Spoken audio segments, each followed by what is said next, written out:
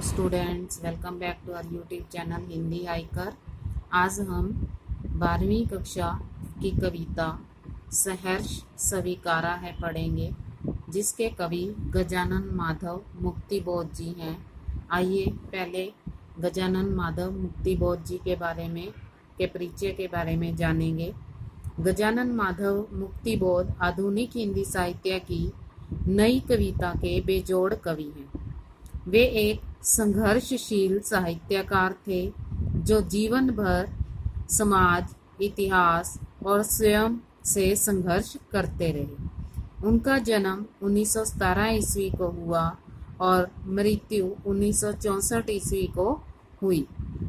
इस कविता के माध्यम से कवि ने जीवन में मनुष्य को सुख दुख, राग विराग, हर्ष विषाद, आशा निराशा, संघर्ष अपवाद, उठा पटक आदि भावों को सहर्ष खुशी के साथ उन्होंने अंगीकार किया है या स्वीकार करने की प्रेरणा दी है।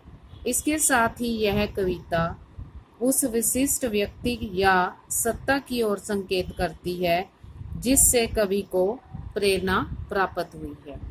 चलिए पढ़ते हैं। सहर्ष स्वीकारा है।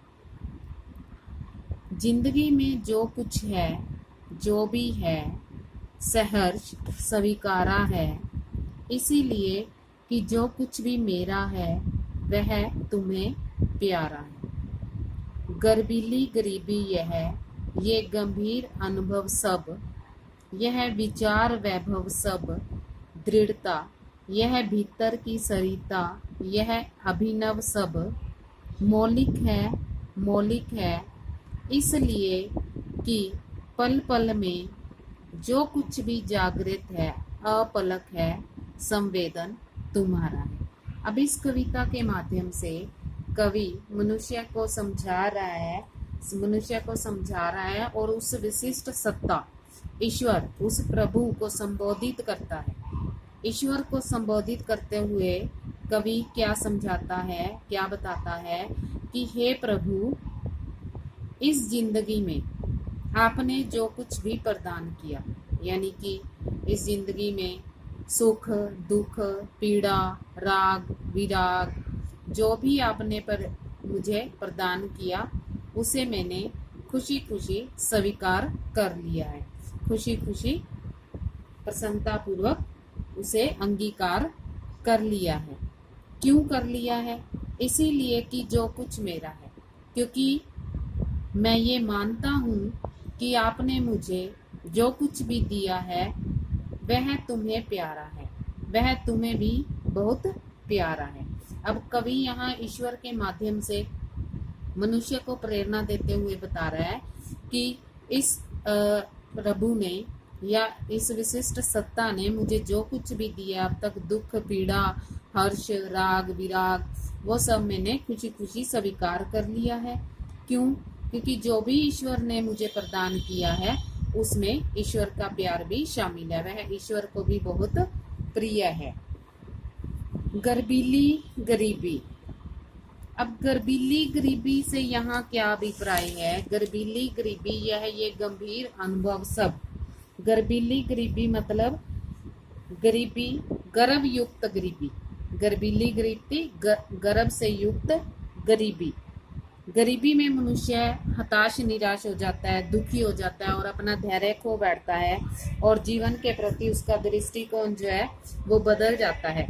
पर कवि ने यहाँ ऐसी गरीबी का वर्णन किया है जिसमें डूबकर वह हताश निराश और दुखी नहीं हुआ और वो उस गरीबी में जीकर भी खुश है। इसीलिए वो प्रभु को कह रहा है कि जो भी उन्होंने उसे प्रदान किया है, चाहे वो गर्वीली गरीबी ही हो, उस गरीबी में भी वो खुश है, आनंदित है और उसे कोई दुख नहीं है उस गरीबी में भी। इसीलिए वो गरीबी को क्या कह रहा है यहाँ पर? गर्वीली गरीबी जो ईश्वर द्वारा उसे दी गई है। यह है विचार वैभव, यह विचार रूपी ऐश्वर्य, यानी कि जिस तरह के भी विचार रूपी जो वैभव है, उनकी जो दृढ़ता है, दृढ़ता मतलब मजबूती, यह भीतर की सरिता का अभिनव, यानी कि इन सब चीजों को पाकर वो बहुत खुश है। और ये भीतर की सरिता, यानी कि जो उसके अंदर जो विचारों की नदी बह रही है, दृढ़ता है, इन सब चीजों को पाकर वो बहुत खुश है। क्यों है? क्योंकि ये सब कुछ मौलिक है, इसमें किसी प्रकार का बनावटीपन नहीं है, दिखावा नहीं है। सब कुछ क्या है? मौलिक है, नेचुरल है, कुदरती है इस संसार में। इसीलिए कि पल पल में, अब कवि यहाँ क्या समझा रहा है कि इस संसार में हर पल जो कुछ दिखाई देता है या जो कुछ भी प्रकाशित होता है वो सब उस ईश्वर की ही देन है। कहने का मतलब जो कुछ भी जागृत है, यानी कि जो कुछ भी उसकी आंखों के सामने है, उसे दिखाई दे रहा है, अपलक है, यानी कि बिना पलक झपके उसे दिखाई दे रहा है, संवेदन तुम्हारा है, सब सुख दुख की अनुभूति, और जो कुछ भी तुम्हें दिखाई दे रहा है उसमें कहीं ना कहीं अप्रत्यक्ष रूप से ईश्वर विराजमान है। कहने का मतलब कवि अपने जीवन की सभी उपलब्धियों और सभी कमियों को ईश्वर की ही देन मानता है। ईश्वर द्वारा उसे जो भी कुछ मिला हुआ है उसे वो खुशी खुशी स्वीकार करता है, चाहे वो गर्व युक्त गरीबी ही क्यों ना हो, और चाहे उसके विचार हैं जो उसके भीतर हैं, वो ये बताता है कि ये सब कुछ मौलिक है और ये इसमें कोई बनावटीपन नहीं है। और हर क्षण हर पल यहाँ जो भी उसे दिखाई दे रहा है, जागृत है, जो भी जीवित है और बिना पलक झपके जो भी वो देख रहा है, सुख दुख की जो अनुभूति उसे हो रही है, उन सब में कहीं ना कहीं वो विशिष्ट सत्ता, वो ईश्वर रूपी सत्ता उसमें विद्यमान है, मौजूद है। सेकंड स्टैंजे में क्या है देखते हैं। जाने क्या रिश्ता है, क्या नाता है, जितना भी उड़ेलता हूँ भर भर कर फिर आता है। अब प्रभु को संबोधित करते हुए, ईश्वर को संबोधित करते हुए कवि कहता है कि हे प्रभु, न जाने, मैं तो ये भी नहीं जानता कि मेरा आपके साथ क्या संबंध है, नाता है, क्या संबंध है, क्या रिश्ता है। कहता है जितना भी उड़ेलता हूँ भर भर फिर आता है, जितना भी मैं दिल में क्या झरना है, मीठे पानी का सोता है। अब वो यहाँ क्या समझाना चाहता है कि मैं जितना भी इसे खाली करता हूँ, उड़ेलता हूँ मतलब खाली करता हूँ, और वह फिर से भर जाता है। कहने का मतलब क्या है कि उसके हृदय में, वो कहता है कि उसके हृदय में ईश्वर के प्रति इतना गहरा प्यार है कि प्रेम रूपी यह जो झरना है निरंतर प्रभावित रहता है, यानी कि ईश्वर के प्रेम में निरंतर डूबा रहता है, और बार बार प्रयास करने पर भी वो उसे खाली नहीं कर पाता, और जब वह उसे खाली करता है तो वो फिर भर जाता है। यानी कि उसके हृदय में मीठे पानी का झरना जो है वो विद्यमान है। कहने का मतलब मेरे हृदय में तो वह प्रेम का झरना है, और जिसके बाहर ईश्वर स्वयं विराजमान है। वो कहता है ठीक वैसे ही मेरे हृदय में ईश्वर के प्रति प्रेम है, जैसे भीतर वह ऊपर तुम, यानी कि हृदय के अंदर प्रेम है और बाहर ईश्वर स्वयं विराजमान है। कहता है कि जिस प्रकार मुस्काता हुआ चांद ज्यों धरती पर रात भर, मुझ पर त्यों ही तुम्हारा ही खिलता वह चेहरा है। वो कहता है जिस प्रकार चांद पृथ्वी पर हमेशा मुस्कुराता हुआ अपना प्रकाश बिखेरता रहता है, उसी प्रकार वो कहता है कि जो मेरी आत्मा है वो भी है, उसमें भी हमारे प्रभु का चेहरा हमेशा खिला रहता है। कहने का मतलब मेरी आत्मा में तुम्हारा ही स्वरूप हमेशा विद्यमान रहता है। ईश्वर को संबोधित करते हुए कह रहा है ना कवि, तो वो ये बताना चाहता है कि मेरे पास जो भी कुछ है वह सब तुम्हारा ही दिया हुआ है। यानी कि ईश्वर द्वारा दी गई इस जिंदगी से कवि जो है वो प्रसन्न है, और उसे ये नहीं पता कि उसका ईश्वर के साथ क्या संबंध है, और उसके हृदय में जो ईश्वर के प्रति प्रेम भरा हुआ है वह उसे बार बार खाली करना चाहता है, वो फिर भर जाता है, फिर वो उसको अपने हृदय में एक झरना बताता है, मीठे पानी का झरना कहता है, जिसमें ईश्वर का प्रेम भरा हुआ है और जिसके अंदर ईश्वर का प्रेम है और बाहर स्वयं ईश्वर विराजमान है।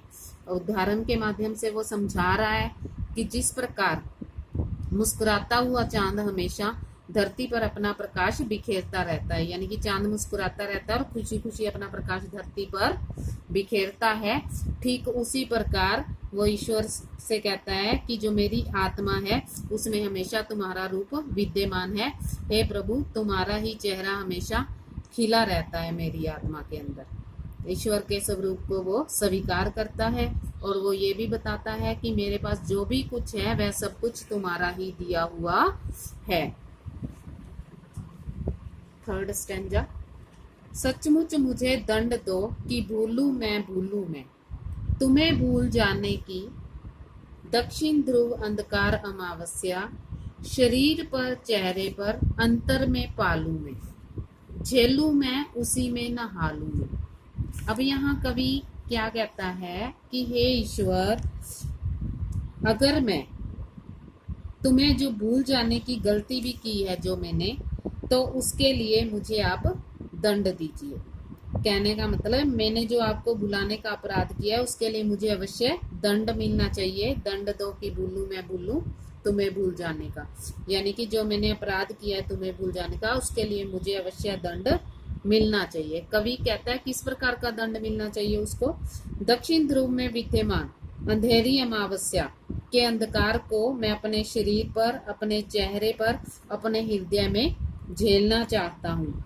मैं चाहता हूँ कि मैं इस अंधकार में स्नान कर लूं। क्यों चाहता है कवि ऐसा अंधकार में स्नान करना? क्योंकि वो अपने अपराध को अपनी जो भूल है या ईश्वर को जो भूलने का उसने अपराध किया है वो उसमें घिरा हुआ है और वो उससे बाहर निकलना चाहता है और वो दंड भुगतना चाहता है। इसीलिए कि तुमसे ही परिवेष्टित आच्छादित, परिवेष्टित मतलब घिरा हुआ, आच्छादित मतलब ढका हुआ। अब कवि यहाँ क्या कहता है, आपको भूलने के अपराध में आपसे गिरे हुए और ढके हुए इस सुंदर प्रकाश को रहने का रमणीय यह उजाला अब सहा नहीं जाता है, नहीं सहा जाता है। अब कवि यहाँ क्या बता रहा है कि तुम्हारे से भूलने के अपराध का दंड लेने के लिए मैं आपसे गिरे हुए इस ढके हुए सुंदर प्रकाश को, रमणीय यानी कि सुंदर, उजेला मतलब उजाला, इस सुंदर प्रकाश को कवि ग्रहण नहीं कर सकता, उससे ये प्रकाश सहन नहीं किया जाता। यानी कि एक बार उसने ईश्वर को भूलने का अपराध कर दिया है, अब जो ईश्वर का तेज है, ईश्वर का जो प्रकाश है वो उसे सहन नहीं कर पाता। इसीलिए वो ममता के बादल की मंडराती कोमलता भीतर पिराती है।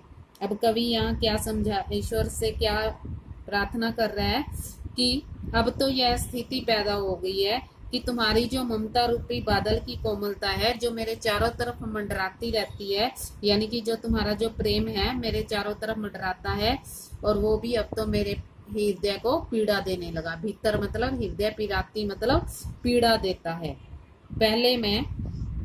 पहले कवि क्या था, प्रसन्न होता था ईश्वर के ममता रूपी बादल को देखकर, पर अब उसके लिए वो कष्टदायक बन गया है। क्यों बन गया कष्टदायक? क्योंकि उसने ईश्वर को भूलने का अपराध किया है। कमजोर और अक्षम अब हो गई है आत्मा यह। अब वो ईश्वर को संबोधित करते हुए कहता है कि मेरी ये जो आत्मा है वो असमर्थ, कमजोर मतलब असमर्थ, अक्षम, क्षमता रहित हो गई है। कहने का मतलब कवि यह स्वीकार करता है कि मेरी आत्मा जो है वो अत्यधिक कष्ट सहने के कारण बड़ी कमजोर और असमर्थ हो गई है। मेरी जो छटपटाती छाती को भवित्यता डराती है, यानी कि पीड़ा के कारण उसकी जो छाती है दुखों के कारण बड़ी व्याकुल और परेशान है।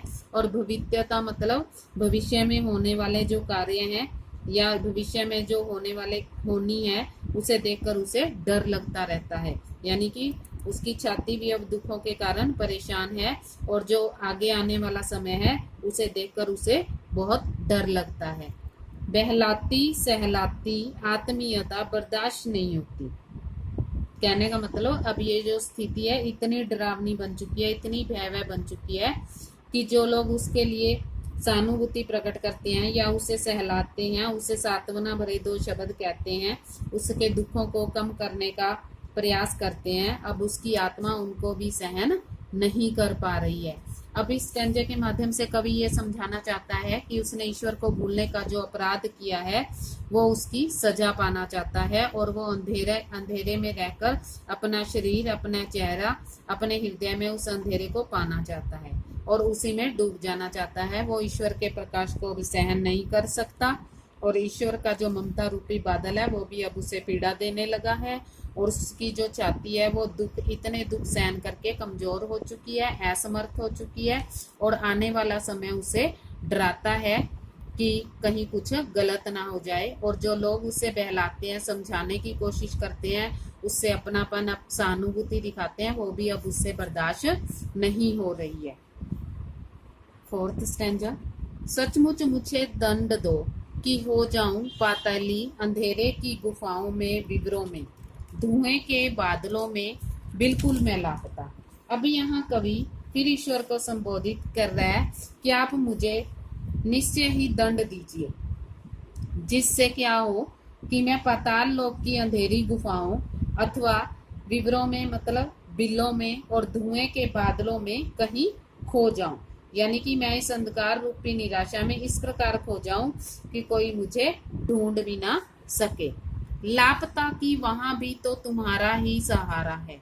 अब वो कवि यहाँ अंधेरे में खो जाने की बात कर रहा है कि वो कहता है कि मैं इस तरह खो जाऊं कि मुझे कोई ढूंढ भी ना सके। पर फिर भी वो क्या कहना चाहता है, परंतु यह भी सच है कि मुझे आपका ही सहारा वहां भी मिलना चाहिए। इसीलिए जो कुछ भी मेरा, इसीलिए कवि कहता है कि जो कुछ भी मेरे पास है, जो भी आपका दिया हुआ है, वो सब मुझे प्रिय है, या मेरा जो होता सा लगता है, होता सा संभव है। यानी कि जो भी कुछ आपके द्वारा दिया हुआ है, चाहे वो दुख है, दर्द है, पीड़ा है, व्यथा है, जो भी है वो मेरा ही हो सकता है, वह सब तुम्हारे ही कारण है, होता सा संभव है। यानी कि जो भी कुछ मेरा सा लगता है मुझे, वो सब तुम्हारे ही कारण संभव हो पाया है, तुम्हारी ही देन है। सभी वह तुम्हारे ही कारण का घेरा है, कार्यों का वैभव है। अब तक तो जिंदगी में जो कुछ था, जो कुछ है, सहर्ष स्वीकारा है। अब कवि फिर यहाँ बता रहा है कि अब तक मेरे जीवन में जो कुछ भी था, चाहे वो सुख है, चाहे वो दुख है, चाहे राग विराग है, चाहे आशा निराशा है, उन सबको मैंने खुशी खुशी स्वीकार कर लिया है। इस प्रकार की स्थिति वो कहता है कि मेरे पास कभी आई ही नहीं और ना ही मुझे इस प्रकार की जिंदगी से कोई शिकायत है, क्योंकि मेरे पास जो भी कुछ मेरा है वह तुम्हारा है, वह सब कुछ तुम्हें भी प्रिय है और इसीलिए मैंने अपना दिया हुआ सब कुछ खुशी खुशी से स्वीकार कर लिया है। अब इस कविता के माध्यम से कवि मनुष्य को संबोधित करते हुए कहता है कि ईश्वर द्वारा जो भी चीज हमें प्रदान की गई है वो सब हमें खुशी खुशी स्वीकार कर लेनी चाहिए, चाहे वो दुख है, चाहे वो सुख है, क्योंकि इसमें ही ईश्वर का प्रेम भी छुपा हुआ है। ईश्वर को वो बहुत अच्छा लगता है, इसीलिए वो हमारे तक ईश्वर द्वारा पहुंचाया गया है। अगर आपको ये वीडियो पसंद आती है तो लाइक करें, शेयर करें, चैनल को सब्सक्राइब करें और साथ में दिए गए बेल आइकन को अवश्य दबाएं ताकि आपको अगली वीडियो का नोटिफिकेशन जल्द से जल्द मिल सके। और अगर आपका कोई सुझाव है तो आप उसे कमेंट बॉक्स में लिखकर भेज सकते हैं। धन्यवाद।